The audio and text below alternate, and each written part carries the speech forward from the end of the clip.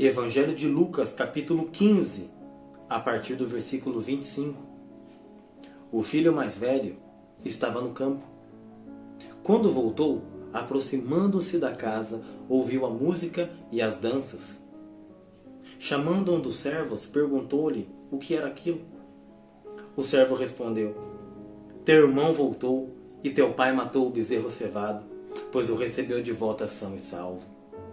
Ele, porém, indignou-se e não queria entrar. Mas, saindo o pai, insistia com ele.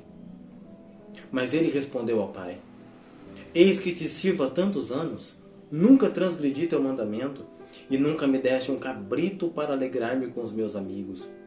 Vindo, porém, este teu filho, que desperdiçou teus bens com as meretrizes, mataste para ele o bezerro cevado.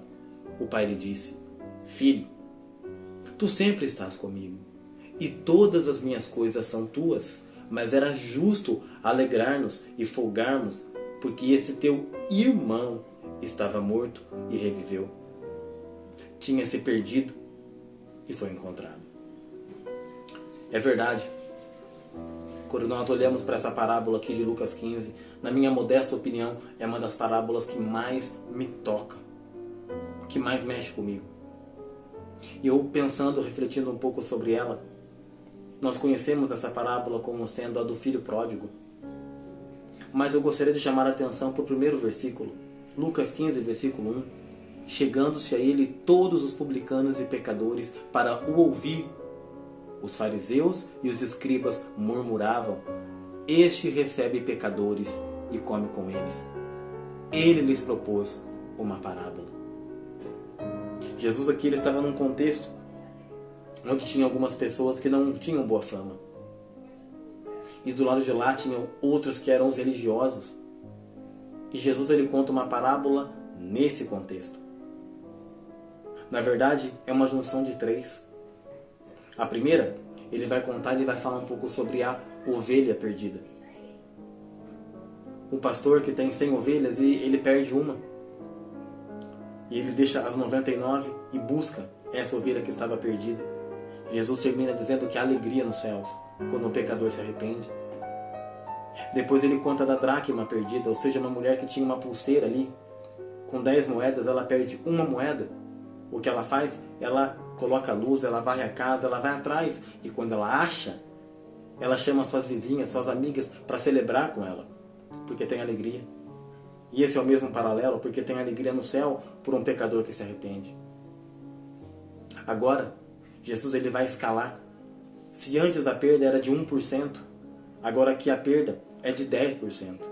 Jesus aumenta muito para mostrar que o valor do ser humano é muito maior do que o de uma ovelha, é muito maior do que os bens materiais. Então, um pai que tem 2 filhos, um deles, o mais moço, ele fala o seguinte: pai, eu não quero mais ficar aqui. Eu vou colocar algo bem brasileiro, eu quero a minha alforria, eu quero viver. Até agora eu fiquei só aqui enclausurado. Dá os meus bens, dá aquilo que me pertence. De verdade, não foi uma ofensa normal, era uma ofensa gravíssima. Porque para esse rapaz, para esse jovem, era como se o pai tivesse morrido. Quando eu começo a folhear, quando eu começo a ler a Bíblia, eu percebo que quem recebe herança são aquelas pessoas que não têm mais ali o seu pai. Mas como pai vivo, eu não me lembro de ter lido em nenhum momento das Escrituras de os filhos receberem herança. Assim, seria algo precoce. E de verdade, me parece que esse jovem ele não tinha nem maturidade para conseguir administrar aquilo. Mas ele pede e o pai dá. Quanto amor, o pai vai e cede. E eu fico imaginando assim que ele pega aqueles milhões, aqueles milhares de dólares, de reais, e ele pensa: eu sei em que eu vou gastar. E ele pega suas coisinhas também e vai para uma cidade longe. E quando ele chega ali, ele começa a gastar. Eu fico imaginando a cabeça dele. Ele fica deslumbrado com o mundo, com os encantos, começa a gastar, mas o dinheiro vai acabando. E conforme o dinheiro vai acabando, os amigos também vão se afastando. E aí o que acontece? Ele queria comer. Eu imagino que na cabeça dele era o seguinte: bom, já que eu ajudei, já que eu paguei, já que eu financiei, quando faltar o dinheiro para mim, eles vão me ajudar. Isso não acontece. Pelo contrário, ele fica sozinho e ele deseja comer então a comida dos porcos, porque ninguém lhe dava nada. Mas ele fala: opa, eu vou voltar para a casa do meu pai. porque pelo menos ali, né, eu vou ser recebido bem. Eu vejo assim que para mim no Novo Testamento nada ilustra mais em parábolas a graça de Deus, porque a Bíblia fala que ele estava voltando, mas o pai que enxerga ele. Não foi o menino que enxergou, mas o pai enxerga ele de longe. Ele vem com um jogral na cabeça dele para dizer: pai, pequei contra o céu, pequei contra ti. O pai nem escuta direito isso. Já manda logo que a festa comece. Anel nos dedos, roupas novas, o bezerro cevado. Mas é aqui que eu quero entrar. Quando eles estavam começando a se alegrar, o filho mais velho, a Bíblia diz que ele estava onde? No campo. E quando ele escuta tudo aquilo, ele fala: peraí, o que está acontecendo? Que festa é essa? Qual que é? Como se ele fosse um limerense, um paulistano ou um paulista. Qual que é da fita? O que está acontecendo aí? Então ele fica sabendo pela boca de um servo: nossa, o seu irmão voltou. Imagina a expressão de alegria nessa parábola do servo. O seu irmão voltou são e salvo e o seu pai deu uma festa para ele. Veja você, as duas parábolas anteriores, elas terminam com alegria. E essa aqui, esse menino, ele fica irritado. Ele fala: o quê? Eu não vou nem entrar, não é justo isso. Porque eu sou melhor que o meu irmão. Não é justo. E ele fica pro lado de fora, o pai começa a insistir com ele para que ele venha entrar. E ele responde que ele nunca havia transgredido nenhum mandamento que o pai lhe deu. Na minha mente fértil eu fico pensando, se ele disse que nunca havia transgredido o mandamento do pai, é porque ele era um exemplo.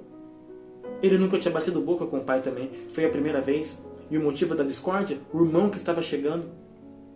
Mas eu acho curioso porque quando ele está ali brigando e mostrando que o seu irmão havia desperdiçado tudo, o pai responde para ele o seguinte: filho, tu sempre estás comigo e todas as minhas coisas são tuas. E a continuação era: mas era justo a gente se alegrar por esse teu irmão, porque ele é igual a você. Esse teu irmão que estava morto e reviveu. Ele foi encontrado. É motivo de alegria. Puxa vida, se por um animal as pessoas ficam felizes, se por uma dracma ali, por causa de um valor monetário, as pessoas comemoram, e por uma pessoa que foi resgatada, como não comemorar? E aí eu fiquei pensando, e quero que você me entenda, existe sim esse menino que ele é o pródigo, que ele gastou. Esse é o significado da palavra. Um esbanjador, um gastador. Ele gastou a herança, ele gastou o dinheiro fora da jurisdição do pai, contra a lei, porque ele deveria então ficar ali até pelo menos que seu pai morresse. Mas eu vejo que outro menino também estava tão errado quanto o primeiro. Não meramente porque ele ficou triste, mas é porque ele não conseguiu discernir o peso e a importância da comunhão. Mais importante até mesmo do que aquilo que o pai poderia dar, mas era a companhia. Então ele trabalhava como escravo. E eu vejo que assim se comportava Israel. E muitas vezes eu e você também nos comportamos. Eu nunca me desviei. Eu ouvi alguém dizer isso. Eu nasci num berço evangélico, num berço cristão, e parece que quem está chegando agora tem mais vantagem do que a gente. Parece que quando eles contam um testemunho, as pessoas falam: que legal, aquele que bebeu, que fumou, que se arrebentou, quando ele chega, ele tem mais moral. Isso está errado. Pois é. As pessoas que estão muitas vezes trabalhando, mas pessoas que estão no campo, missionários, pessoas que são evangelistas, e eu fico olhando assim: meu Deus, será que nós estamos discernindo aquilo que Jesus disse? Porque esse segundo desperdiça tanto quanto o primeiro. Ele desperdiça a comunhão com o Pai. E repito, a pergunta é: será que nós entendemos o lugar que nós temos de acesso a Deus? Será que algumas pessoas vão precisar perder a comunhão? Eu me lembro de um rapaz, e uma das vezes que estávamos compartilhando e ministrando na clínica, ele estava ali ouvindo a palavra e entendendo o que nós estávamos dizendo, e ele falou o seguinte: olha, agora eu estou bem. Para que eu tenha comunhão com Deus, sabe o que eu preciso fazer? Eu preciso voltar para a rua, para o convívio. E lá eu vou cair. Lá eu vou usar droga. E quando eu estiver no fundo do poço, então eu volto para Deus. E eu fiquei achando aquilo absurdo. Como assim? Não faz sentido. Mas muitas pessoas se sentem assim. E muitas pessoas até pecam de forma revoltosa para chamar a atenção de algo ou de alguém. E Deus, ele fala o seguinte: Michael, você sempre está comigo. Você está entendendo?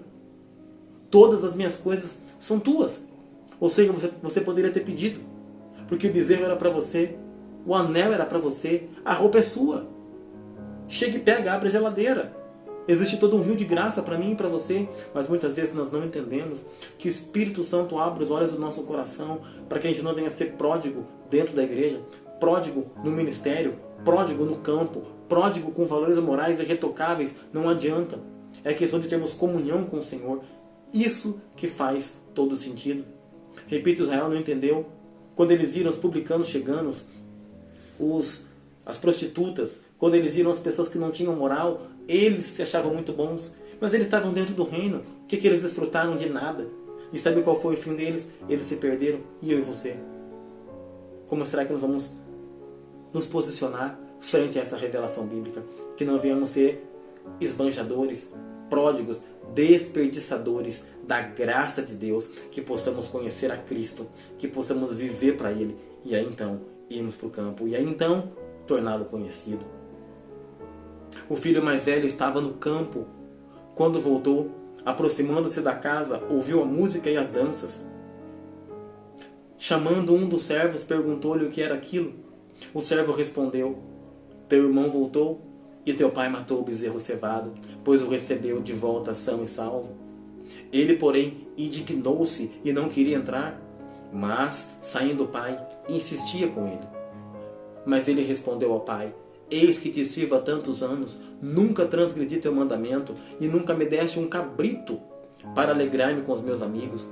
Vindo, porém, este teu filho, que desperdiçou teus bens com as meretrizes, mataste para ele o bezerro cevado. O pai lhe disse: filho, tu sempre estás comigo, e todas as minhas coisas são tuas. Mas era justo alegrarmos-nos e folgarmos, porque esse teu irmão estava morto e reviveu. Tinha se perdido e foi encontrado.